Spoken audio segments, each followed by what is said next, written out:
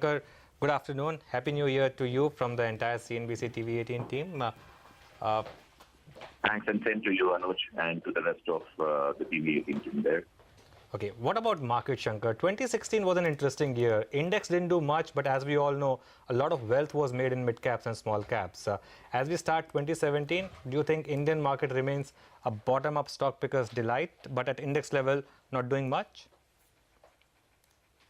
Yeah, I mean, that's been the theme for the last 2 years. I mean, actually 2.5 years now, wherein the top-down model has broadly not worked, but the bottom one, the bottom-up one has been an absolute delight to invest in and to sort of watch a huge divergence in performance between large and small micro-cap stocks. I mean, I don't know what the micro-cap or the small-cap index did in 2016. Do you have the data for that? Yeah, it was up about 9%, Shankar.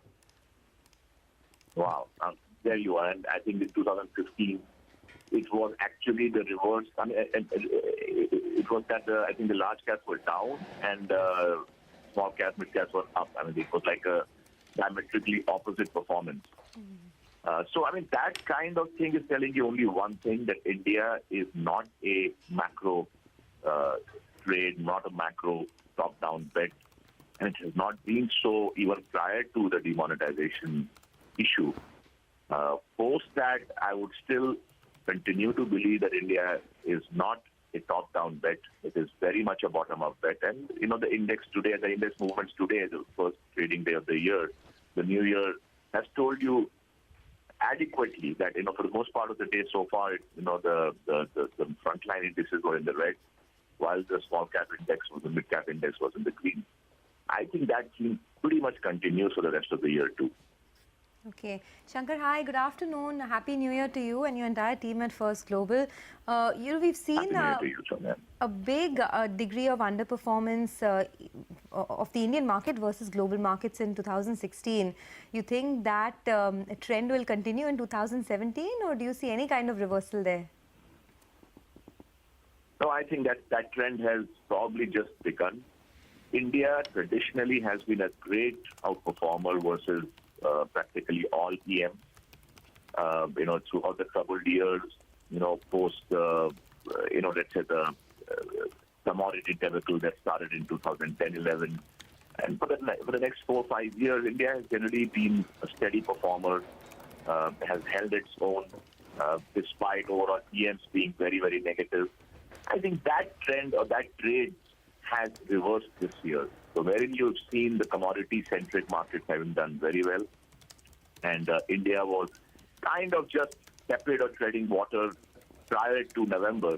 And from November, December, it has been a very sharp trend of underperformance for India versus EMs and for India versus global equities. I think that trend has probably just started now. And remember, that trend is only reflective of 30 stocks or 50 stocks. I don't think the trend is reflected across the entire basket of, let's say, 500 odd stocks in the market. But if you just look at headline indices, I think India will underperform. Shankar, we were talking to the management of Bajaj Auto and Hero as well earlier, and they seem to indicate that the pain of demonetization is actually more than what we would have initially thought. And even the December numbers, they say, are clearly pointing to that. Two-wheeler space or four-wheeler space, would you take any bets here, or would you avoid the sector completely? No, I think at some point they will become very good buys, I mean, for sure. Look, my concern here is this, that, well, not even a concern, that's my reading, is that, there has been a big shock to the system, rightly or wrongly. The data coming out of this shock is not going to be easily understood immediately. So they're still just, a couple of months into this massive decision. The data points will now begin to emerge, and then the last quarter numbers for this year, for last year will begin to come out. That is the time when I think the markets will really start to hurt, because so far there is still hope, and in some cases you might have even seen that companies say it's okay, it's not that bad. So the market is a little confused or not clear about what and how deep the impact of demonetization is. I think the numbers will begin to show you that in the next 1 month or so. And that, I think, is not going to be very charitable towards a lot of companies. Two-wheelers have clearly come out and said it, and two-wheelers are an easy sector to get real-time data on because, they are reported, in almost in real time. But in many sectors, it's not that transparent to understand prior to the numbers, how badly they have been hit. So I think the markets are on a little bit of a pause mode prior to the numbers coming out, and I don't think the numbers will really justify the market levels where they are right now. So what should the asset allocation strategy be for a long-term investor, Shankar? Because, now in the market also it's hard to find outperformance. Consumption is not doing well. Banks are under pressure. Other asset classes are down in the dumps, whether it's real estate, gold, FD rates are unattractive. What do you do with your money in this year? And you can't even keep it under the mattress anymore, right? The tax guy will come looking for it. That's true. Where do you hide?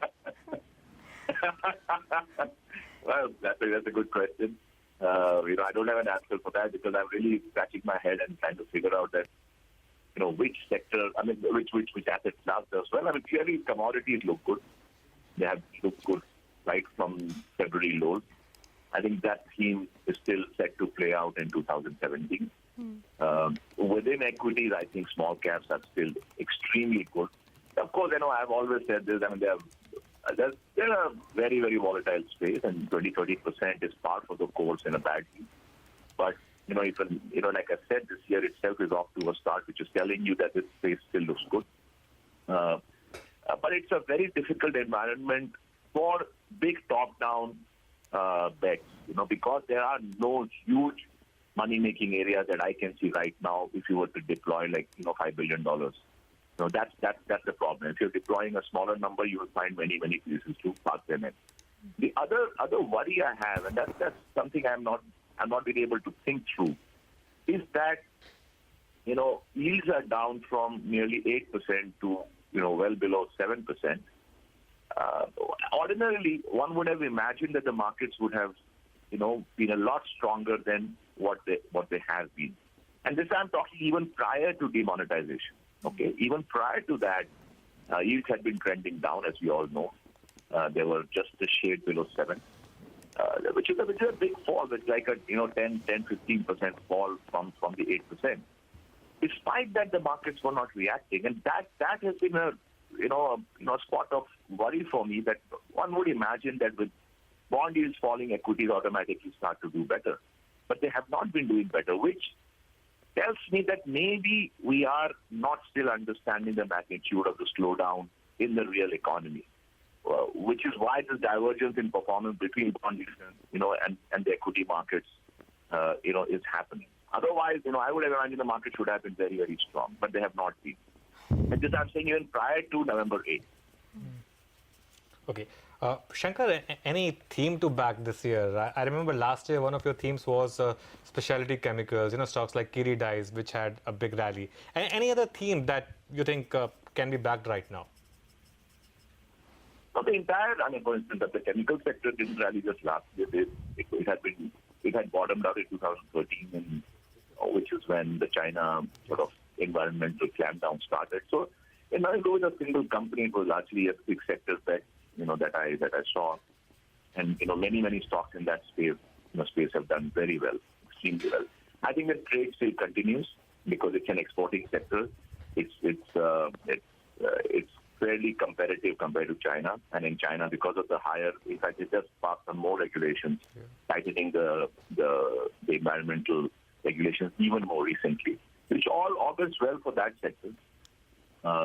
So that continues to be sector-alike, and I've always said for the last couple of years that companies which have got broken balance sheets but are in some form to repair them, are good places to to bet on, because out of the whole morass of NPAs, there have been good opportunities.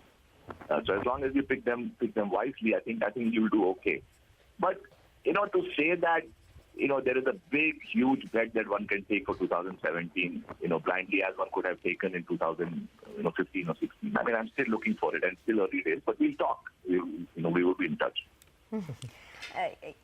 Just to get a slightly longer term view, maybe a 6 to 12 months view out from you, Shankar, Are these telltale signs of maybe a medium-term bear market that we're heading into? I mean, failed rallies, ugly charts, bulls in hiding, no good news. Are we looking at a bigger price correction than one would have feared earlier? Yeah, I mean, if you look at banks, I mean, that's been the sector which has been overowned by everybody. And, clearly the news because of demonetization is not good for the banks, even though, some people read something good in them in the first few days of the announcement. I don't know why they did it, but, they had a bit of a rally.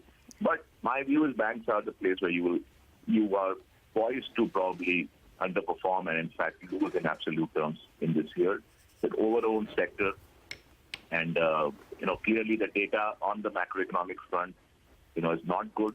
Because of demonetization, I suspect a lot of accounts will, at the border, turn into the NPA territory, or at least in some degree of stress. So all that is not good news. And the other thing, of course, is that if you have a big slew of money into the system with no takers for that money, obviously, your margins get compressed, which is why banks are falling today. So, I mean, all things considered, I think that's the one place I would definitely not be if I were running large amount of India-centric money, as many people are, and many people have been, up to their hilt in banks.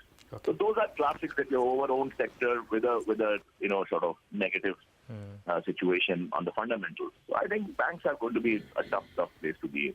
Okay.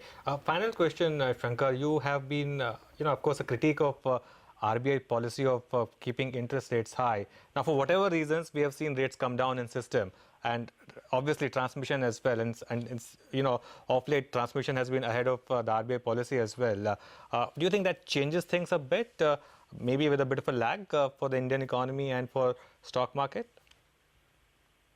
Yes, they ought to. I mean, logically speaking, this is exactly what I was saying, that, ordinarily one would have expected markets to be a lot higher than where they are now because of the sharp fall in bond yields for the last 6 months or so, but they have not.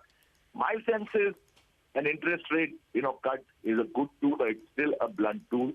You need, a lot more than just, rate cuts in an economy like India, to propel demand.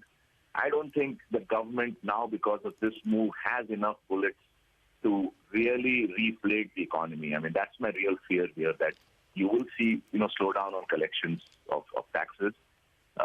So which otherwise, the government might have been able to spend something and, spend its way out of trouble. But I think in light of this, I find, their abilities to reflate the economy is fairly limited. So a mere interest rate cut is not going to be enough for us to come out of, this present slowdown rut that we are in. Okay. Before we let you go, currently as we speak, there is Prime Minister Modi's rally in Lucknow. Now, we're waiting to hear if there are any comments from that. But what have you made of the recent statements that we heard from the government, the rhetoric as we head into the budget? Positive, negative? How are you feeling about it? Which rhetoric are you talking about? I hear it every day. No, all the statements, I mean, of course, what Prime Minister Modi said on the 31st as well, those were comments, some positive statements with respect to the housing sector, etc. We haven't heard from the Lucknow rally just yet, but overall, how are you feeling? No, I mean, look, the government is in election mode because there are a lot of elections lined up. So I think almost everything this government is doing is towards the elections, not really about, a real hard look at what this economy needs. So these are palliative measures. I don't think they will change much, in terms of where we are right now. These are just soothing statements. But I don't think they will really matter much in deciding where the markets go or where the economy goes, to be honest.